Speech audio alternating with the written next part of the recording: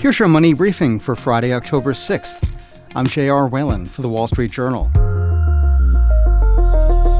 Despite an unsettled economy that in many cases has left less money in people's bank accounts, a lot of consumers are still spending at levels that have surprised economists. Wall Street Journal reporter Rachel Wolfe joins me. So Rachel, help us understand this in terms of numbers. How does consumer spending currently compare to where inflation currently is? Americans spent 5.8% more in August than a year earlier, which well outstrips less than 4% inflation. What are people spending money on? People are spending on once-in-a-lifetime experiences they're worried they might not be able to have in the future. Things like concerts, trips to places that are affected by climate change, though some people, of course, are also buying designer handbags. Delta Airlines reported record revenue in the second quarter as a result, and Ticketmaster sold over 295 million event tickets in the first 6 months of 2023. That's up nearly 18% year over year. You mentioned that people are spending on some of these events because of climate change. What do you mean by that? I spoke to one couple who splurged on a last-minute trip to Hawaii, and they were able to visit Lahaina. And that was only a couple of months before it was destroyed by deadly wildfires. And so, they didn't have any regrets about that purchase to begin with. But especially after that happened, they were like, wow, if we hadn't gone when we went, we never would have been able to see this amazing place. How does the money people allocate for fun and leisure compare with the money they've allocated for longer-term goals? Ally Bank has a platform that allows customers to create savings buckets for different goals. They started that function in 2020, and they say that users create about 50% more experience-oriented buckets like travel and fun funds versus those associated with longer-term planning. And again, that shows the intentionality that people are putting into these decisions. But these purchases can be expensive, and people can see the impact of the current economy firsthand anytime they go to the supermarket or fill up their car at the pump. Why do they seem to be unfazed by that? I don't think that they're unfazed. It's that they're prioritizing the experiences that make them happy now over perhaps longer-term saving goals. In some cases, they're willing to give up some degree of financial security and wealth in order to be happy in the moment. It's not that people are being reckless, it's that they are intentionally prioritizing the things that make them happy despite all of the potentially dissuading factors. Any other people you spoke to give you some insights into their thinking about splurging? So I spoke to one person who's living in New York City. He recently got engaged and turned 30, and he was expecting to start saving to buy a house around now.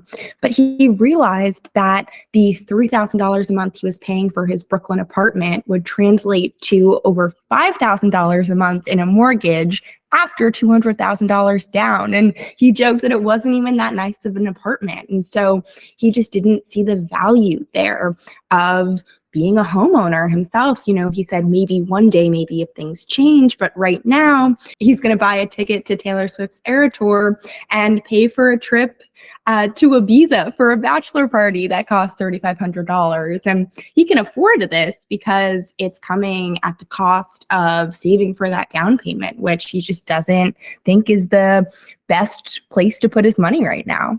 It's not unusual for people to prioritize short-term needs and goals above long-term ones, but why do their spending levels concern economists? I don't think that economists are concerned. They would be concerned if people weren't being intentional in their behavior. And, there's definitely reason for worry with levels of credit card debt, but it's not entirely clear that these two things are related. But the financial advisor that I spoke to said that, yes, putting short-term needs and goals above long-term ones is different. And somebody at Wells Fargo told me that it's not a regret-filled spur-of-the-moment decision. It's the opposite of that, where I would regret not having done it. And he cautions that it's too soon to say whether the spate of spending is a fleeting moment or a new normal, but it's definitely different from how things have been in the past. Are people concerned that they might not be able to splurge like this forever? Absolutely. Consumers might not be able to keep splurging forever. Labor strikes and student loan repayments could both lead people to pull back. Rising gas prices could also deter travel. Still, for those who study spending, the robustness up to this point has been a surprise. Rachel, when you spoke to these people, was there a sense that they had any sort of feeling they may have to pay the piper later on because they're spending like this when things are getting more and more expensive? I spoke to one couple who have been channeling some of their money into a fund rather than only into their retirement accounts or down payment for a house.